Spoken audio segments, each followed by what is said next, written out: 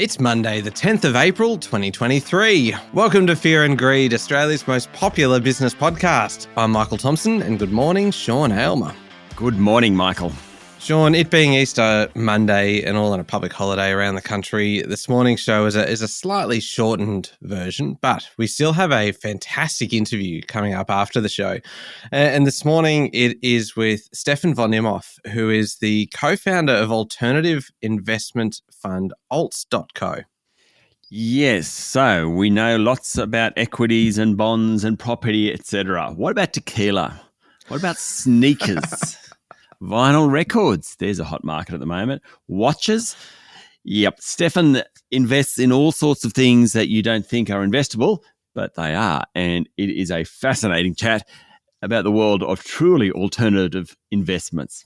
Yeah, it's a great one for investors and non-investors alike, because these are talking about things that all of us know about, but suddenly just looking at potentially the money-making side of it, which I just found really, really interesting. It's coming up not too far away now, Sean. The main story this morning, Prime Minister Anthony Albanese says the Solicitor-General's position on the government's model for an Indigenous voice to Parliament and the executive will be made clear before the referendum.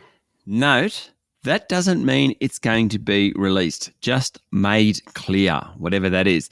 It follows demands from opposition leader Peter Dutton and the Liberal Party to publish his advice.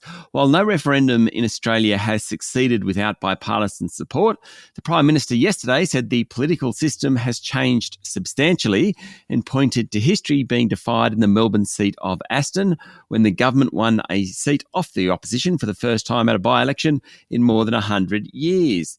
Mr. Albanese also said that he hoped sports stars, both current and former, would jump into the fray and support the voice. The opposition leader has repeatedly claimed the Solicitor-General's advice on the model worked on by the referendum working group and adopted by the government did not support the proposal. The government refutes that and says the advice backs the constitutional amendment.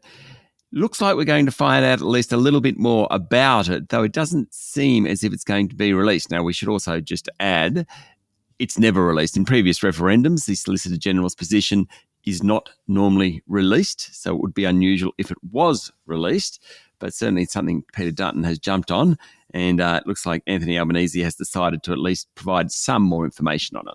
Yeah, as we said last week, this is going to be a very, very political issue now, isn't it? It is. Such a shame. Now, Sean, it seems like a long time since the local market closed, and I suppose it is actually. It's been 3 days. How did the ASX finish on Thursday now? This is that kind of period of time when it's kind of like between Christmas and New Year's, you know, when the days start to kind of run together and it becomes a little bit unclear as to what day you're on. But 3 days since the local market closed, how did it finish? What can we expect this week? Okay, so last Thursday, the S&P ASX 200 finished the trading down 0.3% to 7,119 points. That 0.3% is exactly the amount that the bourse fell during the week. Technology stocks led the market lower on Friday. Real estate and consumer discretionary stocks also suffered. Healthcare stocks were the outperformers. This week, well, it's all about the National Australia Bank March Business Survey and April Consumer Sentiment Survey. Both of those are out tomorrow. Consumer sentiment is at record lows. Remarkably, business sentiment and conditions are relatively high. They're both closely watched by the Reserve Bank, but the really big one this week is Thursday's March labour force data. That's the key one.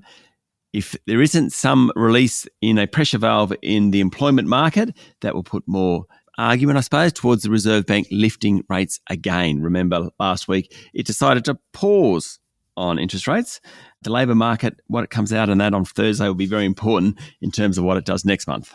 And what about international markets over the weekend? The big news over the weekend was the US payrolls figures. The world's largest economy added 236,000 new jobs last month. It's sort of a solid but more moderate pace, I suppose.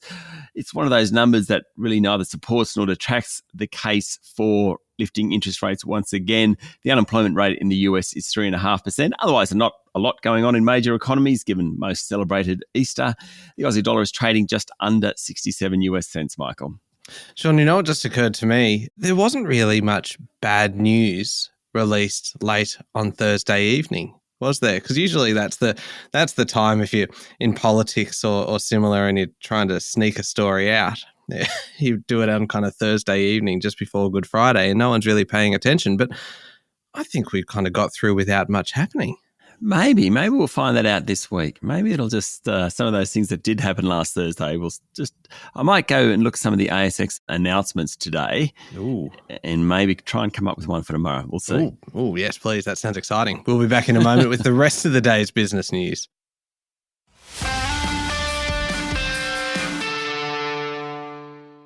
Sean, Santos Chief Executive Kevin Gallagher has lashed out at the Albanese government and the federal coalition for, quote, handing power to the Greens in the final design of the safeguard mechanism, which he says has escalated sovereign risk in Australia for investors. Speaking after a fiery annual general meeting late last week where the Santos board comfortably avoided a second strike, Gallagher echoed last week's attack by the CEO of Japan's Inpex Corporation, pointing to the retrospective nature of the changes which will affect Santos's near $6 billion Barossa gas project in the Timor Sea. The comments, reported in the Financial Review, came after a meeting where he and Chair Keith Spence faced a barrage of questions about controversial gas projects, including the Narrabri coal seam gas venture in New South Wales, as well as the Barossa project. Activists outside the meeting protested against both Narrabri and Barossa, which Santos argues are vital to help prevent energy shortages in New South Wales and the Asian region. In a highly unusual move, which pretty much demonstrates that Santos was very concerned about how the general meeting would go, it wasn't streamed online. It lasted for more than 2 hours, but it wasn't streamed online. It was only accessible to shareholders attending the venue. I suppose the idea behind that was to stop the protesters. Anyway, didn't really work because we're talking about the protesters this morning. It seems very old school to not stream it online. Seems very kind of, 2018. Very pre-COVID, Michael. Indeed. Now, small-scale ASX-listed property fund manager Elanor Investors Group has struck a deal with Challenger to manage its real estate assets, sending shares in Elanor up 15%. Yes, it's a bit unusual for a small player to get to manage the assets of a big player to this extent. Elanor will manage Challenger's $3.4 billion commercial property portfolio, more than doubling its funds under management to $6.4 billion and boosting fee revenue from funds management by about 60%. Not surprisingly, CEO Glenn Willis called it a transformational transaction. It'll be very interesting to see how they go. Sean, how about this? Rupert Murdoch and his son Lachlan cannot avoid testifying at trial if they are subpoenaed by Dominion Voting Systems in Dominion's $1.6 billion defamation suit over Fox News' airing of false claims that it rigged the 2020 presidential election. This is according to a judge overseeing the matter.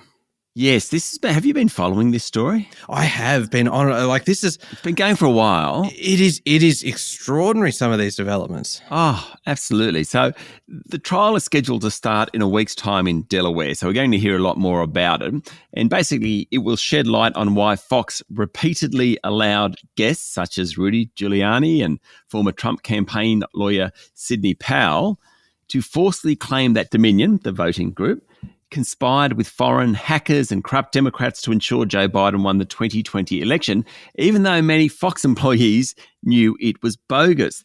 Delaware Superior Court Judge Eric Davis said if Dominion wanted the Murdochs to take the stand, then he'll compel them to come. He'd also compel former House Speaker Paul Ryan, now a Fox board member, and Fox Corp's Chief Legal Officer Viet Din to testify if they're subpoenaed. We've heard from Fox. Now, neither Rupert nor Lachlan Murdoch were included in a witness list filed by Fox, but Dominion has identified both men as key witnesses for the trial. Wouldn't it be amazing if we saw Rupert Murdoch in the stand trying to defend what Fox aired about these claims of the voting system being rigged? Oh, look, between that and everything that's happening with Donald Trump in the US at the moment, the theatre, and also, actually, we can even say Gwyneth Paltrow and her court case recently. The theatre that's coming out of the US legal system at the moment is just amazing. Much better than Judge Judy. No, imagine Judge Judy was overseeing that. Presiding it. Wouldn't that be good? gosh. Anyway, we can dream, can't we? In international news, Sean, China spent the weekend simulating precision strikes against Taiwan in it's definitely a provocative move, isn't it? Yeah, I think so. And it happened just days after the Taiwanese president visited Washington. Yes, of course, China claims the democratically elected Taiwan as its own territory. Chinese state television reported that the combat readiness patrols and drills around Taiwan were continuing all weekend. Reuters reports that on Saturday, the Chinese drills around the Bashi Channel, which separates Taiwan from the Philippines, included simulated attacks on aircraft carrier groups as well as anti-submarine drills. Taiwan's defense ministry said that as of Sunday midday, they'd spotted 58 Chinese aircraft as well as 9 ships around Taiwan. So subtle. Real subtle. Now, here's this is not a good news story, Sean, to finish on. Japan's worst ever bird flu outbreak has decimated its poultry flocks and sent egg prices soaring, and now there's a lack of space to bury dead chickens. Yes, literally. More than 17 million birds have been killed nationwide this season, according to Bloomberg. The disposal of carcasses must be done properly to prevent spreading the virus or contaminating water supplies. Local governments and farmers say there's a shortage of suitable land to bury the birds. Now, this is actually quite serious. It highlights the need for countries to review how to deal with avian influenza, especially as record-breaking death tolls due to the virus are becoming a norm around the world. While outbreaks have occurred mainly in Europe, the US and Asia, the disease has spread further to South America in recent months, with Argentina, Uruguay and Bolivia reporting their first cases. This is, of course, harming global meat and egg supplies at a time of heightened inflation fears. In fact, the outbreak in Japan has forced some companies, including McDonald's and 7-Eleven, to suspend the sale of egg-related items in Japan or increase their prices. All right, now up next, Sean, is the Fear and Greed Daily Interview, and your guest today is Stefan von Imhoff, the co-founder of alternative investment fund alts.co. This is such a good chat. It's fascinating. Who would have thought that you can invest in sneakers? Who would have thought you could invest in tequila? In fact, he's very hot for tequila, Stefan. Great chat. Well worth a listen, this one. Yeah, absolutely. And also we have Stephen Koukoulas, our resident economist for Fear and Greed the week ahead. Yes, he fresh from his horse doing a reasonable job at the races on the weekend. He is talking all about labour force and Reserve Bank interest rates and stuff like that. All right. And finally, Sean, I need to mention, I think we have an MEA, a MIA, a most enthusiastic advocate of Fear and Greed. Can I nominate someone for today? Please. So this is from Stacey. Stacey spelled Stacie. And she tagged us in a post on LinkedIn on Friday. And basically, I think she enjoyed our discussion, and it was we discussed it in both our main show and our Fast Five podcast about the inland rail and the cost blowout to more than $30 billion for the proposed inland rail project. And my suggestion that the fastest way to cut the cost of that project in half would be just to make it a monorail. Yeah. And Stacey said that she replayed that and laughed way too long and hard at it, and that your reaction made it so much better because it took you a little bit by surprise. I was stunned. That's fair to say. At just how spectacularly stupid the suggestion was, Sean. Yeah, I think that probably sums it up. Oh, thank you. That's so kind, so generous. All right. Well, thank you, though, to Stacey for sharing the link to the episode on LinkedIn and for being today's most enthusiastic advocate for the podcast. We really appreciate you listening and really appreciate you spreading the word. And thank you very much, Sean. Thank you, Michael. It's Monday, the 10th of April, 2023. Make sure you're following the podcast and join us online on LinkedIn, on Instagram, Twitter, and Facebook.